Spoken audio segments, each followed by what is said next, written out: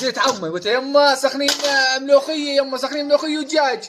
بتقول ما تضبك مرتك، جوزناك مشان نخلص منك، ونفسي تجيني شبعان، دائما جاييني جيعان. والموضوع يا اخوان مش موضوع انه شبع وجوع، الموضوع انه يا اخوان اللقمه عند اسمع، اللقمه عند امك بيختلف يعني عن لما تاكلها بالدار. عند الحج اشي ثاني طعمها.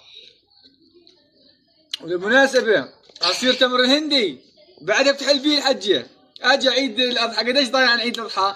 ضايع 5 ايام، والتمر الهندي بعده بنحل عند الحجة، عشان تعرف بس التراث بيش عنا مرحميني. يعطيكم العافية.